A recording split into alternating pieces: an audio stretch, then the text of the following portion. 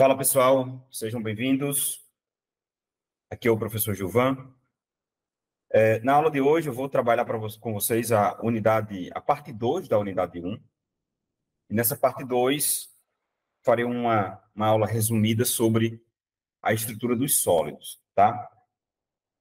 E aí, para falar de sólidos, né, eu volto um pouquinho lá na química básica, inclusive química do ensino fundamental, ensino médio, né? Onde nós temos o primeiro contato com a definição dos estados físicos da matéria, né? E aí, dentre os estados físicos da matéria, nós temos o estado sólido, tá?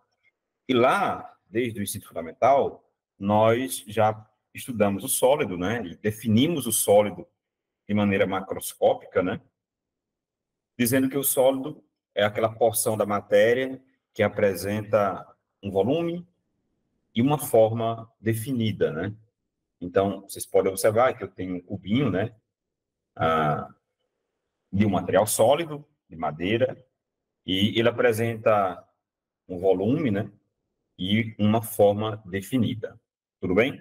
Então, essa é uma definição macroscópica que nossos estudantes, né, nossos alunos têm o primeiro contato com essa definição desde o ensino fundamental, tá? Ainda no ensino fundamental e passando para o ensino médio, nós já colocamos os estudantes em contato com uma definição mais microscópica do sólido, né? E aí, nessa definição mais microscópica, nós já colocamos um ingrediente novo na definição, que é o ingrediente que envolve as porções, os elementos que compõem o interior do sólido, né? Essa é uma visão mais microscópica. Então, o objetivo da aula de hoje é fazer com que vocês tenham um avanço nessa compreensão, né? E eu vou trazer algumas definições desse universo microscópico dos sólidos, tá? Então, nós iremos definir os tipos de sólidos, tá?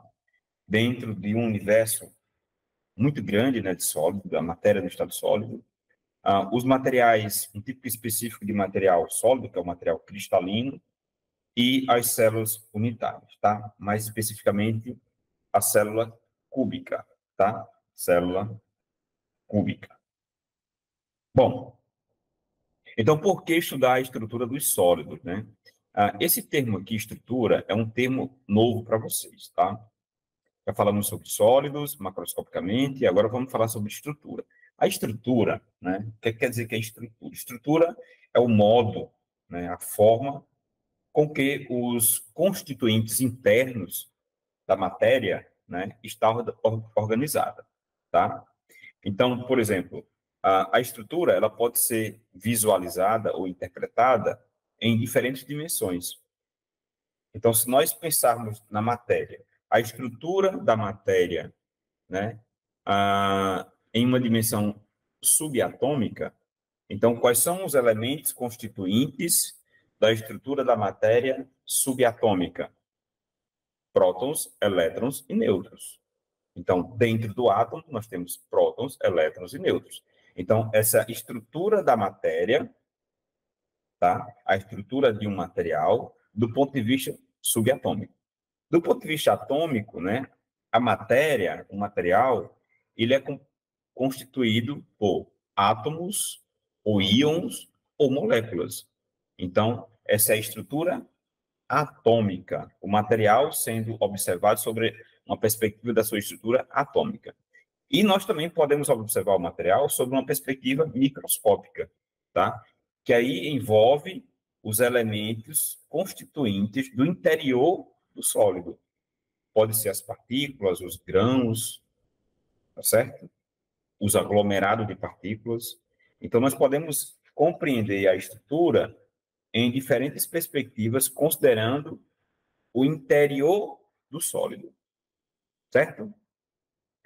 Professor, por que é tão importante compreender a estrutura do material, do ponto de vista subatômico, atômico ou microscópico? Porque a estrutura, né, é quem vai definir o tipo ou os tipos de propriedades que esse material apresenta. Então, dependendo da estrutura, eu posso ter diferentes propriedades do material. Por exemplo, eu posso ter um material que é condutor e eu posso ter um material que é isolante. A diferença entre um condutor e um isolante está relacionada com a estrutura do material, tá? E aí também, né, as propriedades é quem vão definir a performance do material, o desempenho, a aplicação. Então, perceba, né, a grande importância de se compreender a estrutura do material, que vai definir as propriedades do material, e vai, por sua vez, definir a performance, a aplicação deste material. Agora, a estrutura do material depende de como ele foi processado. Então, o processamento, tá? O processamento é quem vai definir a estrutura, que, por sua vez, vai definir o tipo de propriedade, que, por sua vez, vai definir o tipo de aplicação, tá? E só recapitulando a aula anterior, na química dos materiais, nós nos preocupamos em sintetizar, desenvolver novos materiais. Isso quer dizer que nós nos preocupamos em desenvolver novas estruturas. Para desenvolver novas estruturas, nós mexemos aqui, ó, no processamento. Para que se obtém novas estruturas? Para ter novas propriedades, para ter diferentes aplicações, ou para melhorar aplicações de materiais já existentes. Tudo bem? E aí é muito comum nós encontrarmos nos livros de ciências dos materiais, de engenharia de materiais, um tripé, né, que relaciona o processamento, a estrutura, as propriedades e a performance. Um exemplo aqui, ó, eu tenho aqui 3 pastilhas confeccionadas com alumina, é o mesmo tipo de material, o que muda entre uma e outra é a estrutura. Percebam que aqui, ó, ao mudar a estrutura, nós temos diferentes propriedades ópticas, tá? Essa aqui, essa pecinha, ela é transparente, essa pecinha aqui, ela é translúcida, e essa aqui é opaca, tá? Então, a mesma composição química mudou o processamento, mudou a estrutura, mudou a propriedade. Tudo bem? Então, só recapitulando, a estrutura é o modo com que os elementos internos do sólido estão organizados. E aí, nós chegamos aos tipos de estruturas. Do ponto de vista da distribuição desses constituintes internos do sólido, dependendo da distribuição espacial desses constituintes no sólido, nós temos 2 tipos de sólidos. São os sólidos cristalinos e os sólidos não cristalinos ou amorfos. Tá? Quando os constituintes internos do sólido podem ser átomos, podem ser íons, podem ser moléculas, eles estão organizados, tá? No espaço tridimensional, de maneira ordenada, obedecendo uma periodicidade desse ordenamento, nós dizemos que esse sólido é cristalino. Percebam aqui nessa primeira imagem que todos os átomos, representados por essas esferas, eles estão ordenados no espaço, obedecendo um ordenamento periódico no plano XYZ. Quando eu tenho esse ordenamento periódico, eu tenho um sólido com uma distribuição espacial do tipo cristalino. Por outro lado, quando eu não tenho esse ordenamento periódico, tá? Não tem um ordenamento atômico, molecular ou iônico de forma periódica, eu tenho esse esquema aqui da imagem 2, onde representa um sólido não cristalino ou amorfo. Então, vejam bem, nós chegamos no primeiro ponto do estudo do sólido. O sólido onde tem os átomos, moléculas e íons ordenados, que são os cristalinos, e os sólidos onde os átomos e ou moléculas não estão ordenados, ou são não cristalinos. Exemplos: os metais, todos os metais, Os materiais cerâmicos, alguns polímeros, se organizam de modo periódico, ou seja, são cristalinos. Então, os materiais mais cristalinos que nós temos na natureza são os metais, em seguida os cerâmicos e um pouquinho dos polímeros, tá?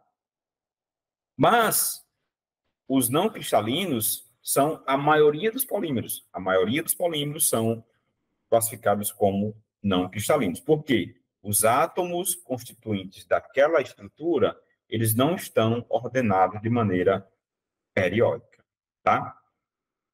Tudo bem? Bom, se nós formos considerar a grandeza desse ordenamento atômico, ou a ordem com que os átomos, os íons ou as moléculas estão organizados no sólido, nós podemos definir também os sólidos amorfos e os sólidos cristalinos, que nesse caso são divididos em dois, os policristalinos e os monocristalinos. Amorfo é aquele material onde a ordem atômica é de curto alcance. Ou seja, os átomos, eles podem até apresentar um ordenamento, mas é muito curto. Não há uma periodicidade desse ordenamento. Então, é um sólido não cristalino ou amorfo. Por sua vez, quando há ordenamento a longo alcance, nós temos o sólido cristalino. Ele pode ser de dois tipos: os policristalinos e o monocristalino. Monocristalino, só há um ordenamento ao longo de todo o sólido. Policristalino, pode existir regiões de ordenamento. Por isso que ele é policristalino, tá? Então, aqui, nessa representação do sólido, eu tenho as bolinhas em vermelho ordenadas em 4 diferentes regiões, tá? Mas é um material cristalino, com regiões definidas por limites. Esses limites aqui, ó, que separam uma região de ordenamento da outra, é chamada de contorno de grão. Então, aqui é um sólido policristalino que tem grãos, tá? Se a gente fosse trazer isso para uma ideia mais macroscópica, um material que se assemelha a um sólido cristalino, um policristal, seria a superfície do granito. Se vocês olharem em casa, aquelas pedras de granito, né, que a gente coloca na pia, na mesa, no balcão, né, tem umas regiões delimitadas. É como se cada uma daquelas regiões definisse uma região, uma fronteira de ordenamento. E aí tem várias fronteiras de ordenamento. Ali seria um exemplo macroscópico de um policristal, tá? Bom, então, o que vem a ser um material cristalino? Material cristalino, né, são estruturas sólidas com um arranjo regular de átomos, íon ou até moléculas, mas o mais comum são átomos e íons, tá? Então, são estruturas sólidas com um arranjo regular, repetitivo, periódico de átomos, moléculas ou íons. Aqui eu tenho uma representação de como é o empilhamento, né, dos átomos para formar uma estrutura cristalina, né, que vai compor o material cristalino. Então, ó, colocando aqui novamente para vocês, os átomos se ligam entre si, vão formando as menores porções constituintes do átomo, que eu vou definir daqui a pouco, tá? Essas menores porções vão se empilhando até formar o objeto macroscópico. Então, nós saímos do nível atômico para o nível microscópico até chegar no universo macroscópico. Dentro da estrutura cristalina, nós definimos a rede cristalina. É um conceito novo para vocês. A rede cristalina é uma representação, certo? Que nós usamos, uma representação do arranjo tridimensional de pontos que coincide com as posições dos átomos. Em outras palavras, é como se eu pegasse a estrutura cristalina, que é uma estrutura tridimensional, e desenhasse ela com pontos. E esses pontos coincidissem com a posição dos átomos na estrutura cristalina. Isso é chamado de rede cristalina, tá? Por questões didáticas, nós, em ciência dos materiais, em química dos materiais, nós fazemos a representação da estrutura usando os átomos na forma de esferas rígidas ou esferas maciças, né? Ou esferas reduzidas, tá? E o modelo atômico que nós usamos ainda para fazer essas representações, para facilitar a compreensão, é o modelo atômico de Dalton, né? O modelo de esferas, tá? Então, esse modelo é o modelo que mais se adequa ao estudo dos sólidos, porque é mais fácil da gente fazer as representações, tá? Então, aqui eu tenho uma representação de uma célula unitária. A célula unitária, por sua vez, é a menor porção ou a menor unidade de repetição de um sólido. O que quer dizer isso? Se eu pegar o sólido macroscópico e começar a fatiar, eu vou chegar na menor porção ou a menor unidade de repetição daquele sólido, que é chamado de célula unitária. E aí, no universo dos sólidos, nós temos diferentes estruturas, tá? E nós temos algumas geometrias de células unitárias. São as geometrias que compõem as células unitárias que vão compor os sólidos. Porque o sólido não passa de um empilhamento regular dessas menores unidades de repetição, que são as células. É similar ao que a gente tem no nosso tecido. O que é o tecido humano? O tecido biológico é uma repetição ou um empilhamento de células, certo? Então, o tecido epitelial é um empilhamento, uma organização, uma junção de células que compõem o tecido epitelial. A estrutura do sólido é um empilhamento de células unitárias que compõem aquele sólido, tá certo? E aí nós temos, para representar as células unitárias dos sólidos, nós temos 7 diferentes tipos de geometrias. A geometria mais comum, que é a mais simétrica, que é aquela que está presente na maioria dos sólidos, principalmente nos metais, é essa aqui, é a cúbica, tá? Então, nós temos 7 tipos diferentes de sistemas cristalinos, que são 7 tipos diferentes de geometrias, e as suas variações. Então, nós temos 7 geometrias, cada geometria tem um determinado tipo de variação, de modo que nós temos 14 redes cristalinas, chamada de 14 redes de Bravais. Tá? Aqui para nosso curso, o maior interesse nosso são as células cúbicas. Então, nós iremos estudar algumas particularidades do cubo. E aí, na célula cúbica, nós temos 3 variações. Nós temos o cúbico simples, tá? Nós temos o cúbico de face centrada, que nós temos um átomo aqui na face, e nós temos o cúbico de corpo centrado. Nós temos um átomo no centro do cubo, tá? Cada uma dessas células com as suas respectivas características. O que define a geometria da célula, tá? São os parâmetros das arestas e os ângulos formados entre os eixos.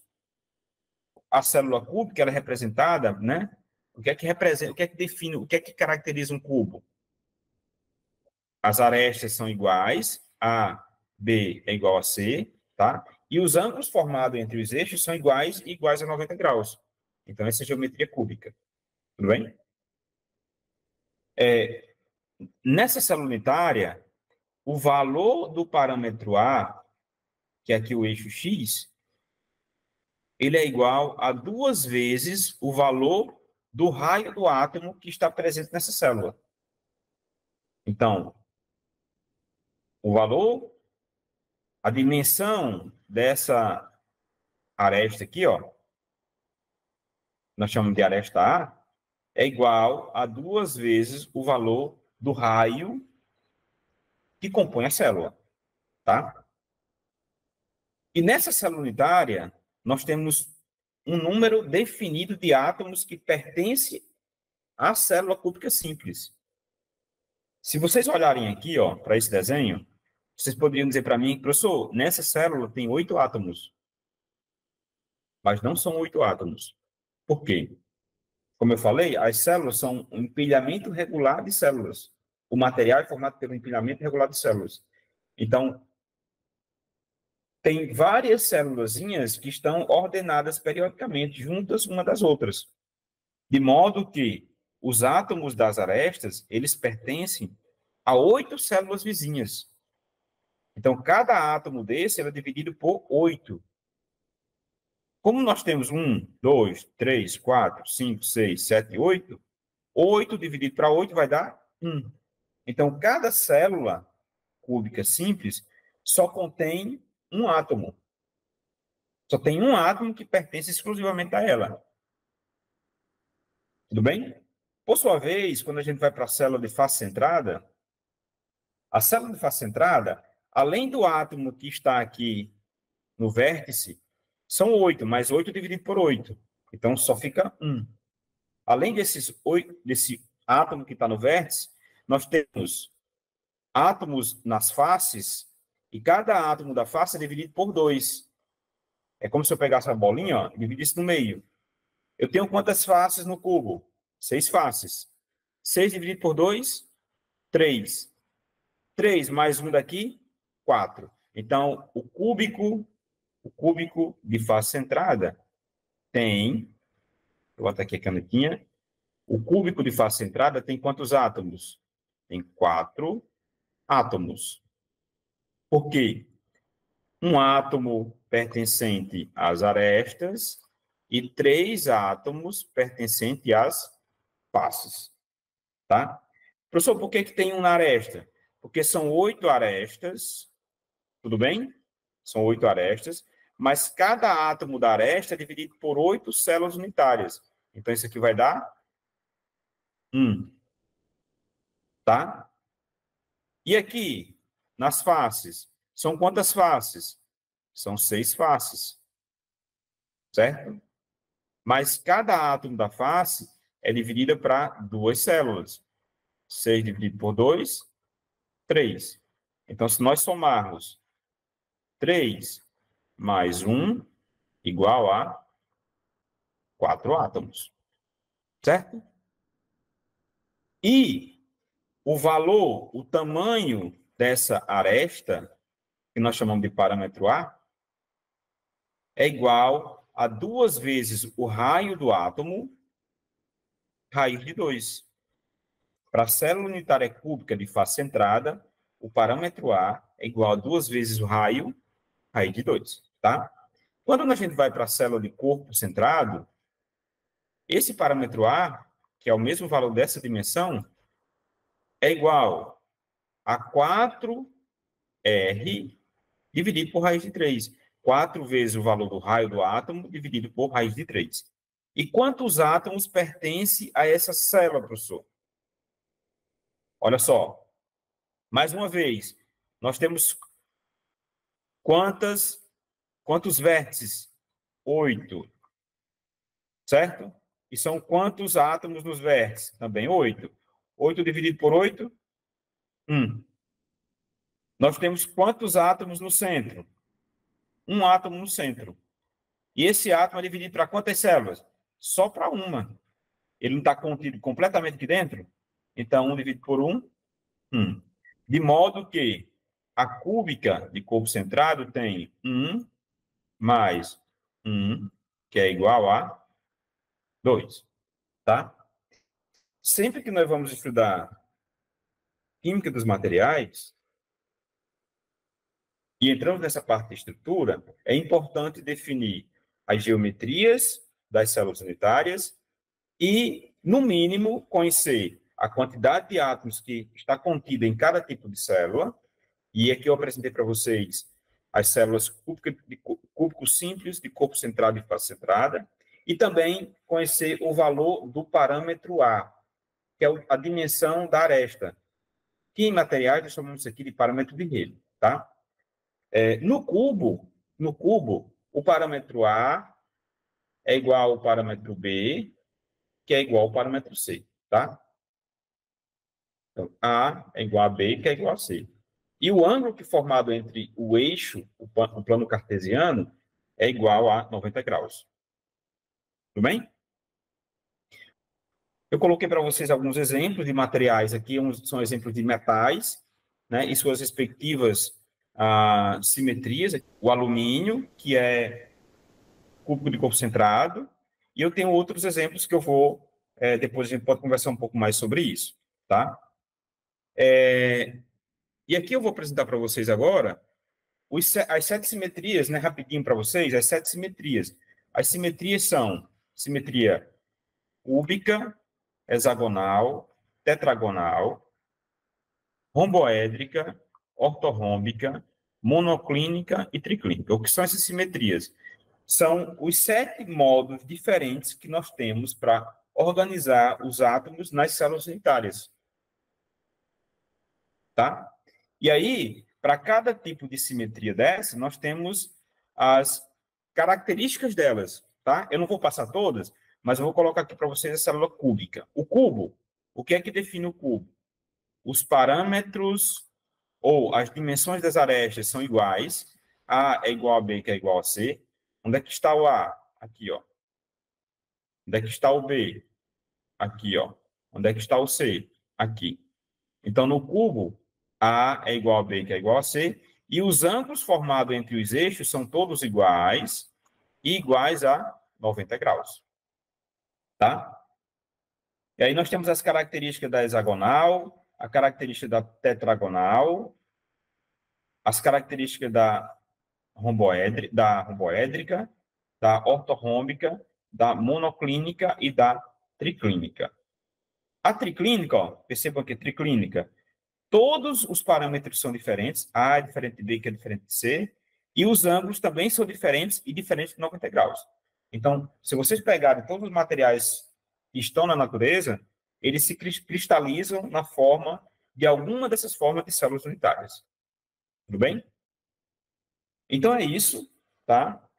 É um resumo daquilo que a gente trabalha na parte de estrutura, tá? Vocês podem encontrar mais informações no livro de Ciência e Engenharia de Materiais, no material complementar que está no AVA, tá?